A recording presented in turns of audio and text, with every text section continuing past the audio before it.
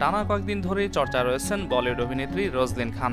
একদিকে যেমন তার ক্যান্সারের যন্ত্রণা নিয়ে নেটিজেনদের মাঝে চলছে নানা চর্চা, তেমনি আবার হিনাকে নিয়ে তার নানা মন্তব্য নজর কেড়েছে সকলের। হিনা প্রচারের জন্য ক্যান্সার নিয়ে এত পোস্ট করেন বলে তিনি দাবি করেছেন। তেমনি আবার অনেকেই রোজলিনের একের পর এক হিনাকে আক্রমণ নিয়েও তুলেছেন নানা প্রশ্ন।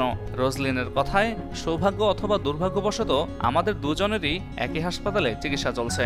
আমাদের চিকিৎসক, নার্স সব এক, তাই সেখানেই আমি জানতে পারি যে হিনাও এই রোগে আক্রান্ত। তবে চিকিৎসা খুব ভালো হচ্ছে এবং হিনা সুস্থ আছেন বলেও জানিয়েছেন চিকিৎসকরা।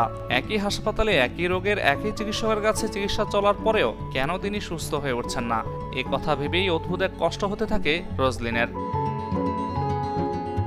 চিকিৎসকদের সঙ্গে কথা বললে তিনি জানতে পারেন দুজনের স্টেজ একেবারেই আলাদা। তার ভাষ্য, চিকিৎসকরা আমায় জানায় তোমার স্টেজ 4 আর হিনার স্টেজ 2, তাই তুলনা করো না দুজনের রোগের মধ্যে। চিকিৎসকদের কথার সঙ্গে হিনার বক্তব্যের পার্থক্য দেখে স্তম্ভিত হয়ে যান রোজলিন। তিনি বলেন, হিনাকে দেখলাম সংবাদ মাধ্যমকে বলছেন তার স্টেজ 3। তখন আমার মনে হয়েছিল এটা হিনা ঠিক করছে না, সবসময় তিনি ক্যান্সার নিয়ে কথা বলেন, তা বলে স্টেজ নিয়ে এভাবে মিথ্যা বলবেন?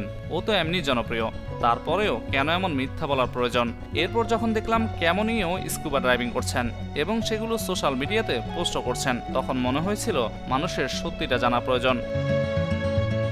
তবে ক্যান্সার আক্রান্তদের ক্ষেত্রে রোজলিন বলেন, প্রতিটা মানুষের লড়াই আলাদা, যন্ত্রণাও আলাদা, তাই মনের জোর রেখেই বাঁচতে হবে।